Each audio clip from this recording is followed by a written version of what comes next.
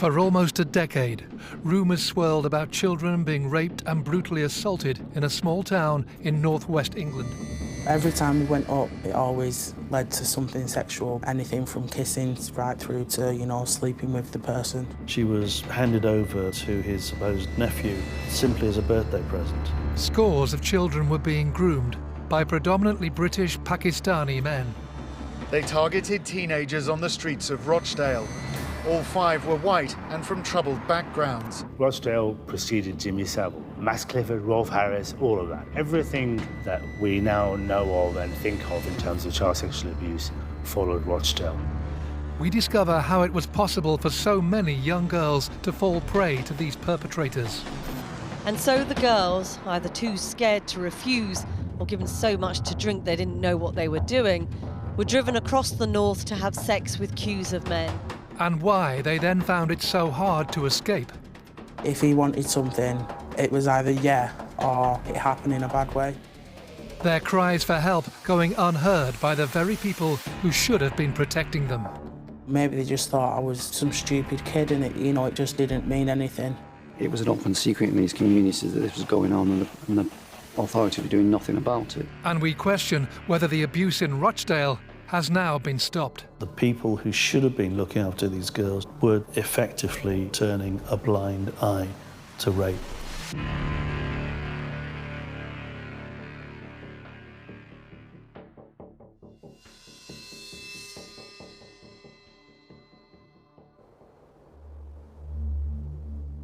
We begin with the story of a young girl from Rochdale who has asked us to call her Lily. Lily was born into a world of drink and drug abuse. By the time she was 9, she had already lost her father.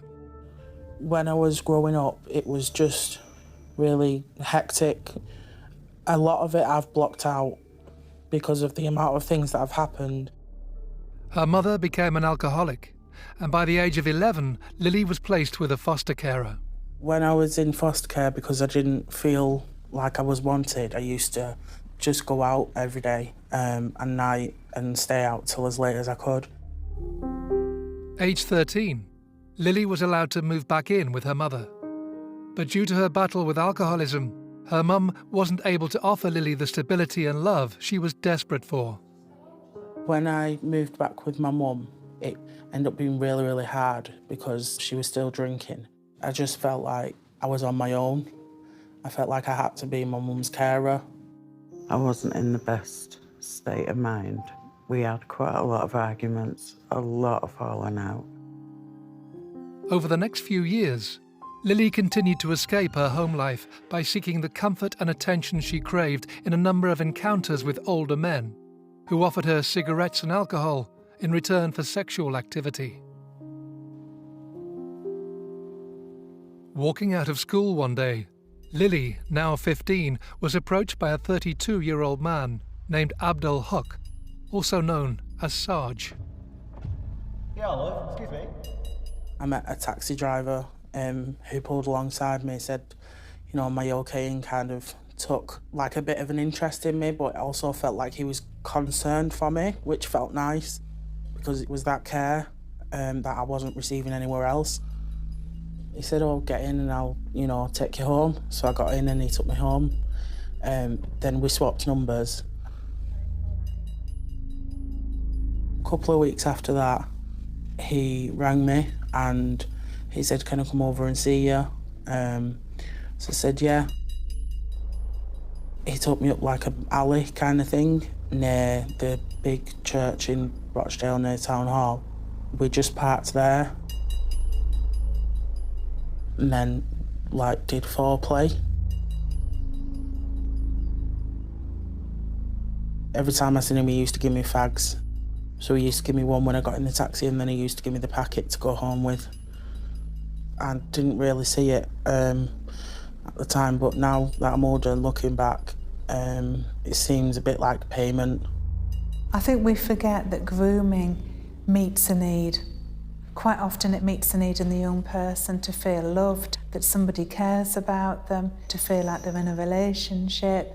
And I think how grooming typically works is once you know you've got a young person to a position of having complete trust in you, then you will manipulate the situation to make them think that they owe you something, that you're deserving of something, and make them think that it's totally normal, for example, to demand sex from them in exchange for the fact that you've given them alcohol or cigarettes or things like that.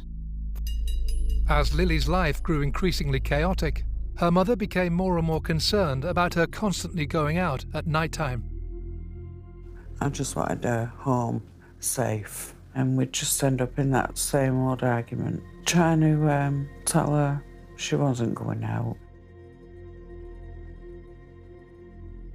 And then I just used to sit there and cry and think, what can you do?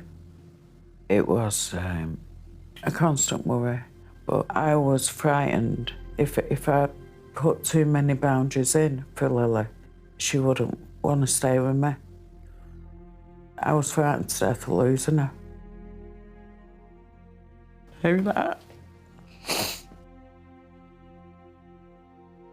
It can be very difficult. It can be very difficult for parents to identify the warning signs and symptoms of abuse and exploitation, and what might be normal testing and sometimes challenging behaviour by children as they develop into young people and then teenagers as well. It's a very difficult dividing line. I started hanging around with this one Asian male, and he used to take me out in his car. We had like foreplay and stuff like that.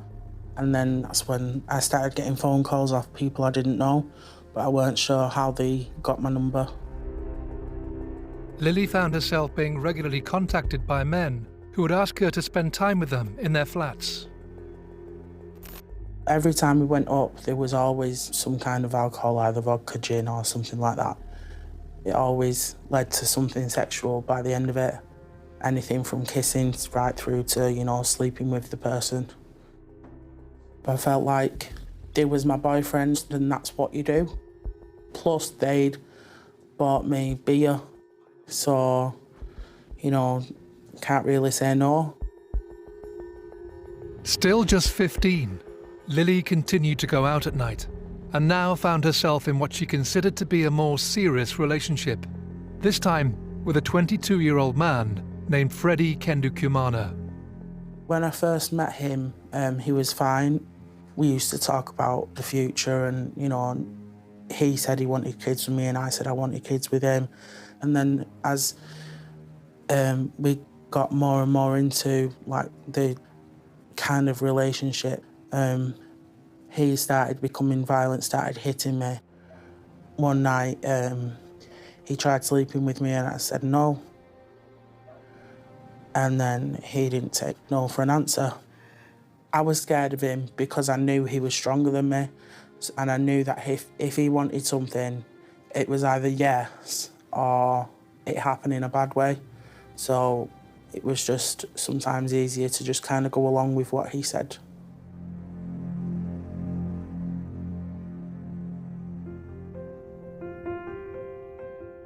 In search of support and advice, Lily started meeting with a sexual health worker from Rochdale's crisis intervention team.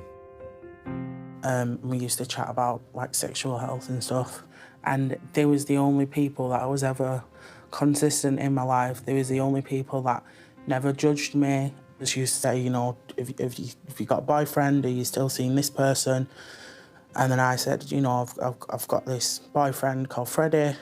And then I told her what had happened that night and kind of explained to her what had gone on. And then she was like, well, that's rape. And I said, no, it's not. She said, it is.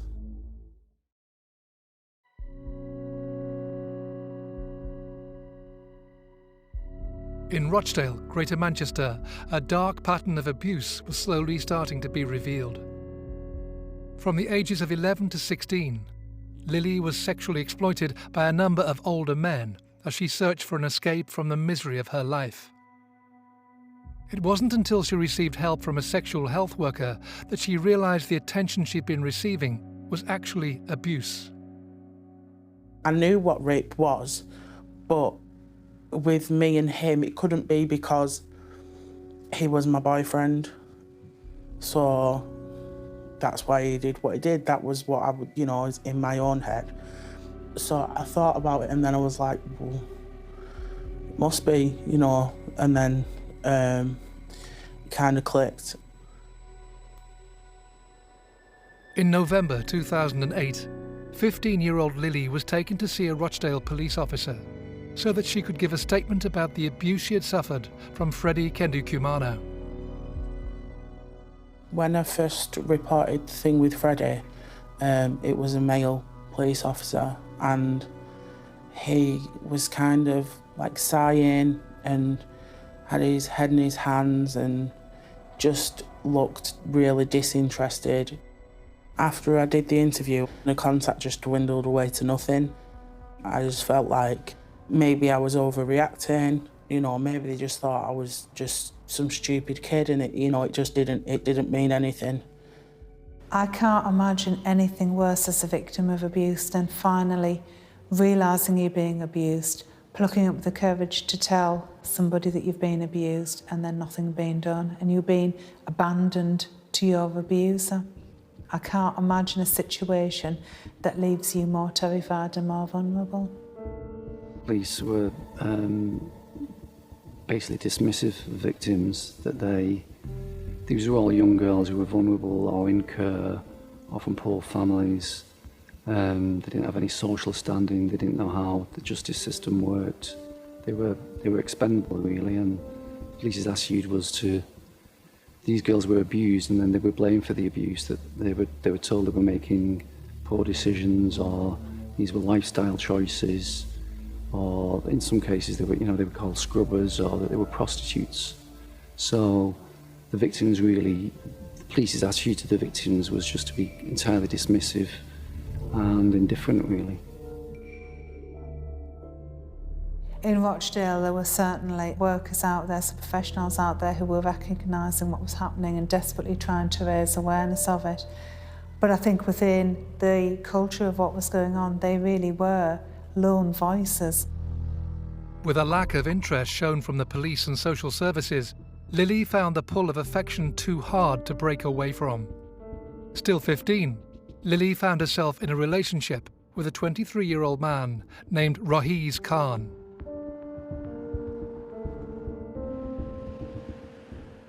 But as Lily approached her 16th birthday in July 2009, she had the opportunity to take a break and consider where her life was headed. I think with being away from everything that was going on, I had time to reflect on things. I kind of thought, oh, this isn't right, this is wrong. However, escaping the abuse wasn't easy, and on their return, Lily and her mother were subjected to a period of terrifying intimidation. When I'd come back from the holiday with my mum, I tried to leave Rahiz Khan and he wouldn't let me. He'd smashed my windows, he'd made threats. He said he was going to plant drugs in my house and all different kinds of things. It was really terrifying, and the longer I tried to break away, the worse it got. Sadly, Lily wasn't the only young victim who would tell Greater Manchester Police that she had been raped. With chilling parallels, another child, known only as Girl A, made a similar allegation. Information that, had it been acted upon, could have blown apart a network of child sexual exploitation on a scale more horrifying than anyone could imagine. As soon as she told the police what had actually happened, as soon as she'd had the courage to say it, they should have reacted, and they didn't. In August 2008, Greater Manchester Police received a call from a takeaway shop in Rochdale. Yes, please. The caller stated that a young girl was causing criminal damage to the restaurant. She was arrested in the street that same night and taken in for questioning. It's been going on for ages. During her police interview, the 15-year-old was pressed over the motivation for the attack. She revealed some shocking information. They started pressuring me and forcing me to do stuff. That's what made me a sexual thing. This young girl's nightmare should have come to an end at this point, but it was only just the beginning.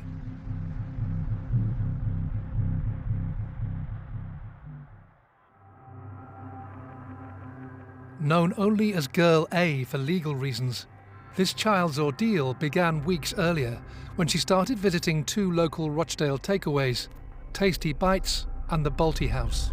Girl A was brought up initially on the west coast of Lancashire, but then her family moved to the Rochdale area. She went through the teenage rebellion and she went off the rails. Girl A fell into the clutches, basically, of an older girl who initially seemed to be a really good friend, and so embraced this new life of fun, drinking, staying out late at night, coming back whenever she felt like it, and was effectively lulled into a false sense of security, thinking that her friend would look after her.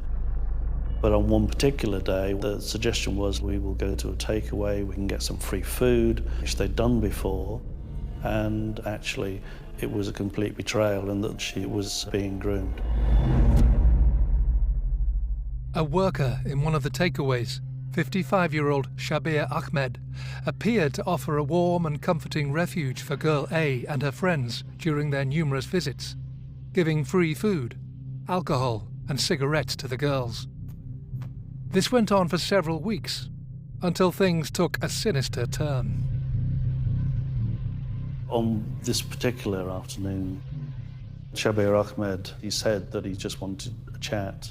He starts talking to her about, I've given you things, now it's time for me to have something, and then ushers her upstairs. She was reluctant, but felt that she had no option but to go up. Bear in mind, she's very much a child. He's in his 50s, and suddenly she realizes it's payback time.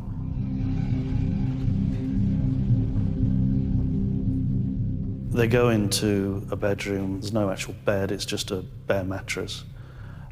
He just pushes her down and just summarily rapes her.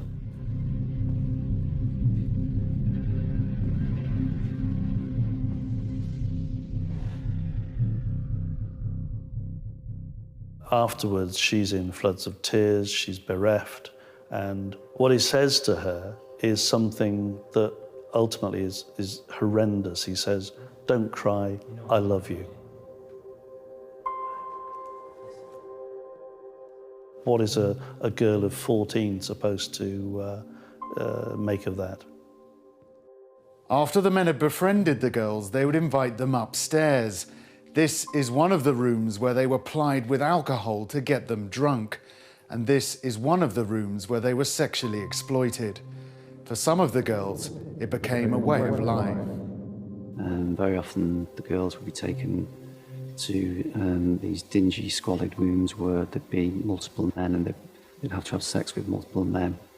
Very often they'd be incapacitated with drugs or alcohol. They'd be completely out of it. One girl had to have sex with 20 men in one night. Horrifyingly, with barely any time to recover from the attack, this young girl was taken by Shabir Ahmed to a different location, where she is then raped by another man that very same night. Unable to escape, Girl A soon found herself trapped in a dark network of abusers. Very early on in the abuse of Girl A, she was handed over by Shabir Ahmed to his supposed nephew, Kabir Hassan, simply as a birthday present. I mean, it just beggars belief that a human being can be passed over in that way. A few weeks later, on the 6th of August 2008, upset and angry, Girl A lost control and started attacking the Balti House in retaliation for the abuse she had suffered. She snapped, wasn't going to take any more. The call had been made to the police by Kabir Hassan, and within a very short time was arrested for criminal damage. She was the villain of the piece, supposedly, but once she got in to be questioned, she suddenly told them, "I've been raped." After documenting Girl A's accusations, Greater Manchester Police spent the following 11 months investigating her serious claims. Shabir Ahmed and Kabir Hassan were arrested and interviewed, but denied the allegations. They were bailed pending further forensic results. A, meanwhile, was charged with criminal damage.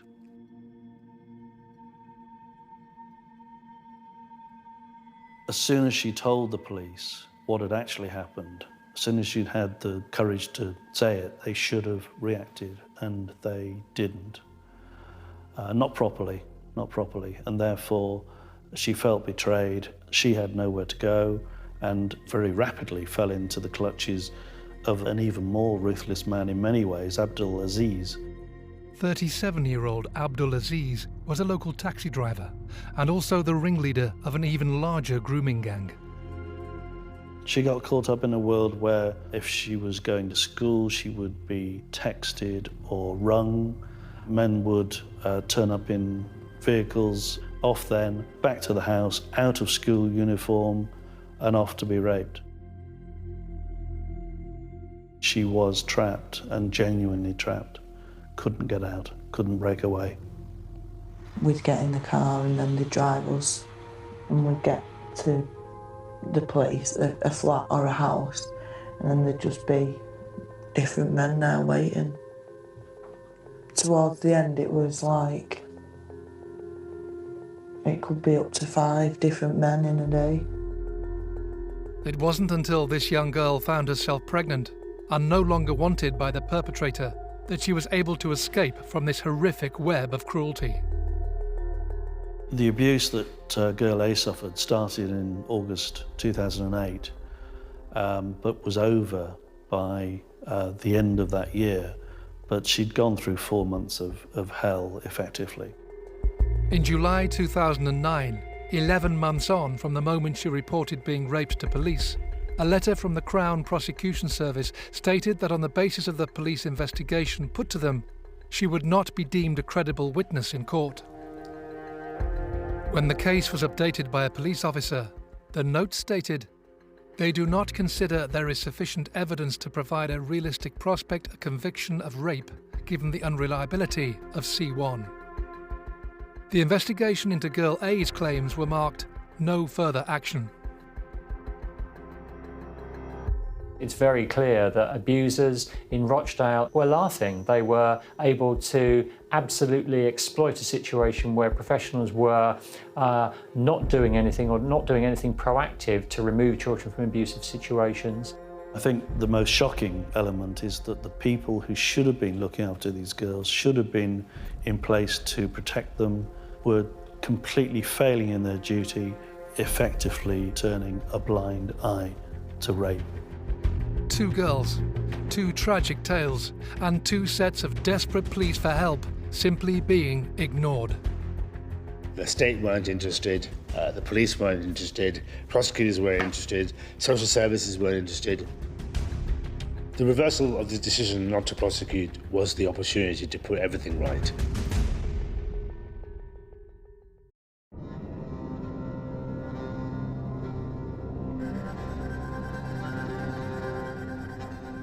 Having confided in Greater Manchester Police in August 2008 that she was being sexually exploited by a number of different men, the child known only as Girl A now found herself being told that her allegations would not be believed by a jury in court, and the men who she claimed had abused her would not be facing charges. I think all too often the focus is on the behaviour of the young person and the decisions that they're making without looking at the actions of the adult who, let's face it, has deliberately targeted them. It's a case of massive institutional failure by the police, by the justice system, by politicians and perhaps a bit by the media. More than 2 years later, in December 2010, Greater Manchester Police formed a specialist team of officers to deal specifically with sexual abuse cases, having previously been too focused on other forms of crime. They actually formed an operation called SPAN, which really got to grips with it. Their attitudes fundamentally changed. They really wanted to believe victims rather than not believe them, which was the default position beforehand. The new investigative units began looking into Girl A's claims, but this time in much finer detail. What they started to uncover was a complex web of victims and abusers who were often only known by their nicknames. The inquiry was further complicated by the fact that many of the victims identified were reluctant to come forward or struggled to remember the details of their abuse, having been under the influence of drink and drugs. Once police forces up and down the country started actively looking for child sexual exploitation, what shocked them was the scale of it. As more and more victims came to light, so did the list of perpetrators, the majority of whom were British Pakistani men and working in Rochdale's nighttime economy. One man's name in particular came to the forefront. Shabir Ahmed, nicknamed Daddy, earlier arrested and investigated in 2008 when girl A had accused him of rape, was now revealed to be a potential ringleader of a large grooming gang. But because the Crown Prosecution Service had already stated there wasn't credible evidence against him, Greater Manchester Police faced a huge sticking point. The prosecution, solely relying on evidence from girl A, whose integrity had been called into question. Without being able to charge the ringleader, they wouldn't be confident in securing convictions against the other members of the gang. But in May 2011, changes were made within the CPS, and Nazir Afzal became the Chief Crown Prosecutor for the northwest of England. I was familiar with this issue of grooming gangs up and down the country, but I had not had direct handling of one of these cases myself. I wanted to firstly understand whether there was an issue here, and secondly, whether there were any live cases that I could work on or my teams could work on. And so pretty much within the first couple of days, my colleagues brought to my attention this case that had started some years before, 2008 in fact.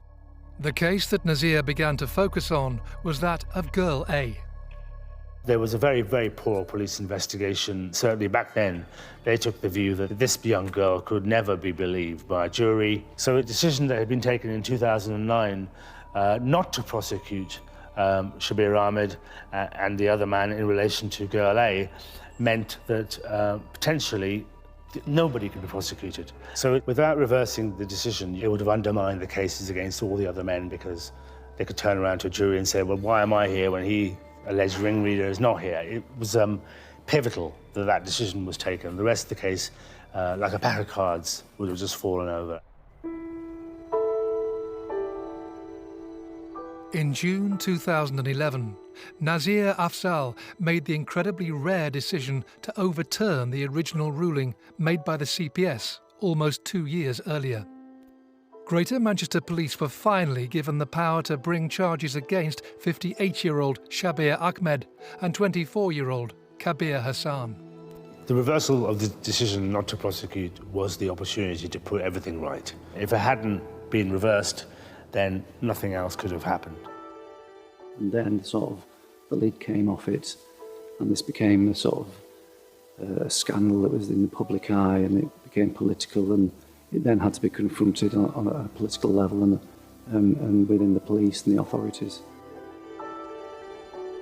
With the help of the victims identified during Operation Span, including girl A, Greater Manchester Police were now able to bring charges to 11 members of the gang.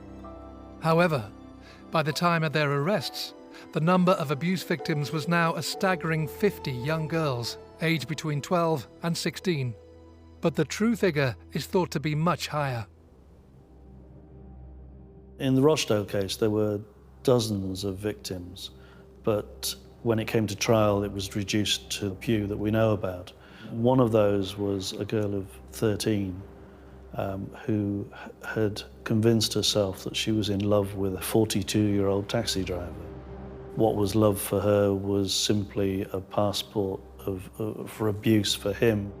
She actually became pregnant, and there was another girl who was taken to a flat, and maybe 20 men would be queuing to have their turn with her. And so the girls, either too scared to refuse or given so much to drink they didn't know what they were doing, were driven across the north to have sex with queues of men. Among many shocking facts, how long it all continued. In February 2012, the trial began at Liverpool Crown Court, with Girl A as a key witness. Ringleader Shabir Ahmed made a memorable impression in court. Shabir Ahmed was notorious for being a showman, being incredibly arrogant. He would glare at the jurors as they came in and out. Shabir Ahmed was desperate to make it very clear that the whole of society was to blame for the abuse. The fact that these young girls were allowed to go out in the evenings and not have stable families around them was the reason why he could abuse them. A stupid defense, but nonetheless, that's what his defense amounted to. Despite previously being told she wouldn't make a believable witness, Girl A courageously gave evidence via a video link. Girl A was questioned about various aspects of the case, but just remained firm, just told the truth, and she saw the results of that. On the 8th of May, the court case came to an end. In the face of the earlier assumptions that victims would not make credible witnesses, the jury passed a unanimous guilty verdict against 9 of the 11 men on trial. This has been a fantastic result for British justice. These victims have been through the most horrendous of crimes, and I just want to commend their bravery in relation to the ordeal they've had to go through. Shabir Ahmed, 59, was jailed for 19 years for conspiracy, 2 counts of rape, aiding and abetting a rape, sexual assault, and a count of trafficking within the UK for sexual exploitation. He was also subsequently convicted of another charge and is now serving a 22-year prison term. Kabir Hassan, 25, was sentenced to a total of 12 years for rape and conspiracy.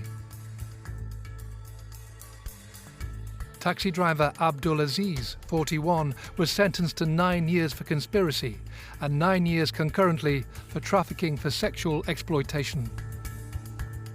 In a historic moment for the British justice system, this trial saw the first successful convictions for child trafficking for sex within the UK. This was a landmark case. The world, and certainly Britain, could see that you could actually get CSE convictions, that these gangs would be stopped. After the trial, all hell broke loose. Outside court, far-right groups have held rallies. Groups of white teenagers have also protested on the streets where the men abused the girls. And the media was saying, why is this happening? Where's this coming from? How can this be happening in our streets? Even the Prime Minister was talking about it. You name it, everybody was interested. It's not normal relations. It's wrong, and it has to be, we have to be intolerant of it and not walk on by, as happened in too many cases in the past. They wanted to know about the ethnicity of the perpetrators and whether or not that had any impact on what had happened. It's sometimes very difficult. People are very knee-jerk, and they see street grooming and think, oh my God, that's the only place children are going to be abused. And they see Asians doing it, and they forget that actually the vast majority of sex offenders are British white males. So that, to my mind, is the danger of just profiling victims and profiling defendants. They come from all communities and from all societies. I think as soon as the verdicts came out, the whole country was put into a state of shock. They realised that up and down the country, this was a phenomenon that had been happening, and they wanted answers. They wanted the police to answer, for Rochdale Social Services to answer for their failings. As the country reeled from the shock of hearing these young girls' testimonies, major investigations were underway to determine how it was possible for children to have been failed so badly by the very people who should have been protecting them. We talk about fair trials, we talk about human rights, but actually what we don't look at is somebody who has gone through unimaginable abuse and then is ripped to shreds on the witness stand. As a result, a number of other inquiries began, including Operation Ralph and Operation Doublet, which involved 550 officers looking at similar historical cases for sexual exploitation. Investigators revealed that they had shockingly discovered a further 50 potential perpetrators in connection to their ongoing investigations. Detectives investigating a suspected second child grooming case in Rochdale have confirmed they've arrested 9 men. Aged between 24 and 38 years old, the men have been bailed pending further inquiries. The Rochdale case effectively opened the floodgates, and police finally got to deal properly with the issue. They looked back at cases that they should have looked at before. The police approached me when I was 17 and said they was reinvestigating all old sexual abuse cases. Having been assured by police that this time around her claims would be taken seriously, Lily began helping detectives with their inquiries.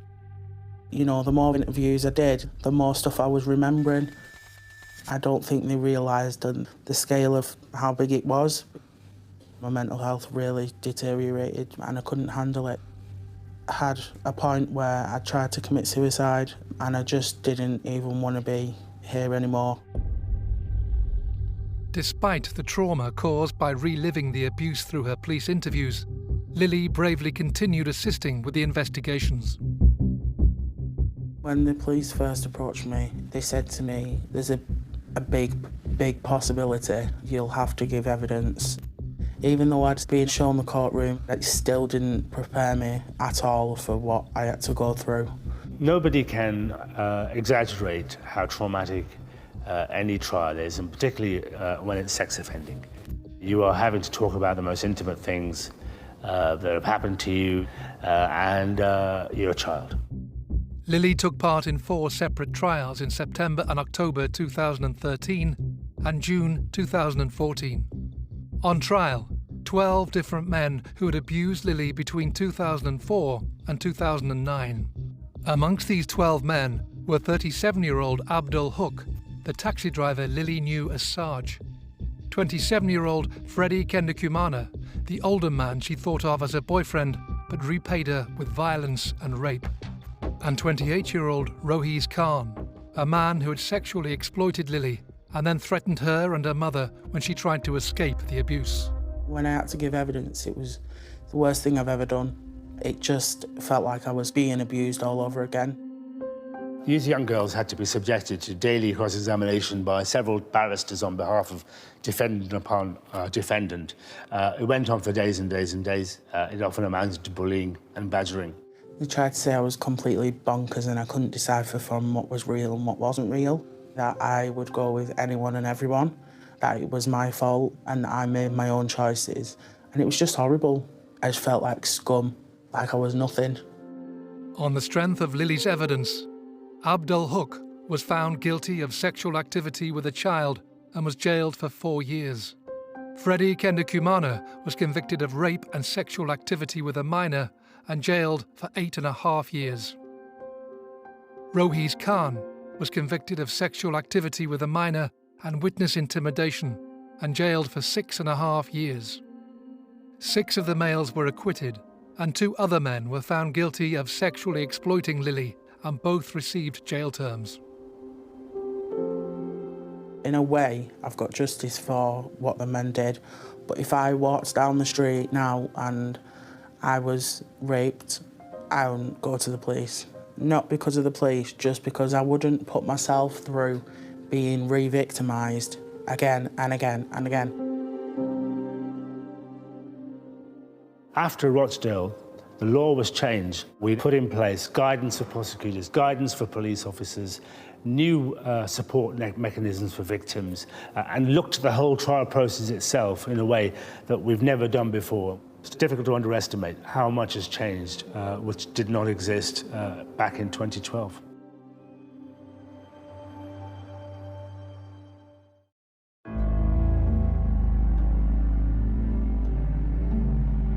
After years of reports of child sexual abuse in Rochdale, some perpetrators had finally been brought to justice in 2012, and the systems in place to protect children faced a much-needed overhaul.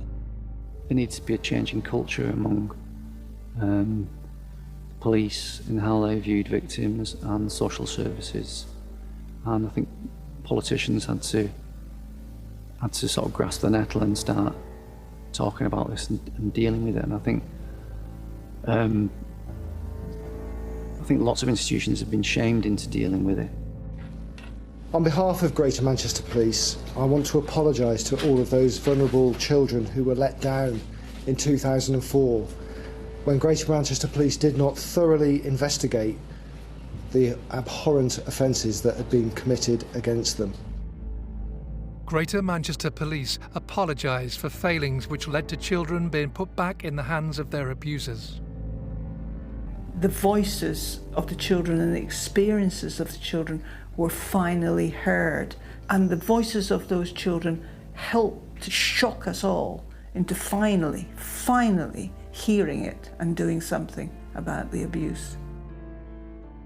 It was clear that a change in attitudes and an overhaul to working practices was required to ensure the same mistakes couldn't happen again.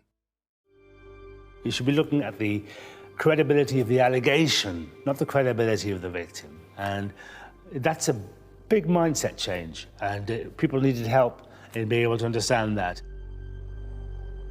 Nationally, we're seeing government recognising child sexual abuse and exploitation as a national threat alongside terrorism. And then at local level, we are seeing improvements finally in relation to better understanding, better training for frontline social workers, police officers, health workers, and their leaders as well. We talk to hotels, we train hotel receptionists, we go into ice cream parlours and shisha bars, we go anywhere that we think young people might be a target for someone to groom them. And that's something that didn't happen 10 years ago. Rochdale preceded Jimmy Savile, Max Clifford, Rolf Harris, all of that. Everything that we now know of and think of in terms of child sexual abuse followed Rochdale. And people tend to forget how important that was in terms of a landmark, how important it was in terms of changing the way people worked and giving victims a voice which previously had been denied. We can never guarantee that children, young people, adults will never be harmed. All I can say is that in Rochdale, we could not be working harder at making sure that what we do is effective and to try and make this a safer place. I think children across Greater Manchester should feel safer because it is understood that children are now sexually exploited. They're not exchanging sexual favours for goods, and it's not a contract. But more importantly, I think perpetrators should be very, very, very afraid because they are no longer being given protection. They are seen as what they are, rapists and abusers of children and young people, and should be brought to justice. For Lily, she will bear the scars of her abuse forevermore, but she is determined not to be defined by it. Once I can get through this part of my life and I can get my life on track, I want to be remembered for things like helping people or, being really good at something. I don't want to be reminded of being that vulnerable girl who couldn't defend herself. That's not what I want to be remembered by.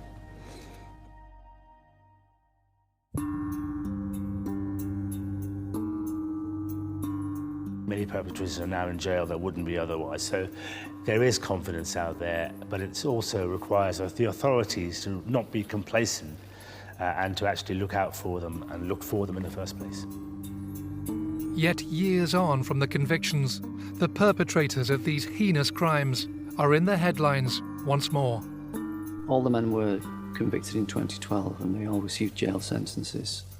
But I think within 5 years, by 2017, 7 of the 9 were out of jail. And then we heard stories about the perpetrators being back in Rochdale. It's been through many courts and taken years, and they've appealed and appealed and appealed, but they've actually continuously lost. But they've not been deported, and the suspicion is that all 4 of them have invoked their human rights. That's the right to private life. It appears that promises were made, or at least people were led to believe that these men wouldn't be coming back to Rochdale, and yet they're there. And one victim was in Rochdale Town Centre and was walking down the street shopping and saw one of her abusers and wet herself. And had to run into a shop. She was so distressed. I think it would be an understatement to say that the victims have been failed again, because they were failed the first time when the police didn't investigate properly. They were failed by the lawyers, they were failed by social services, and now, after the trial, after men have been convicted, these perpetrators are still living amongst them. So again, yeah, the victims have been failed again.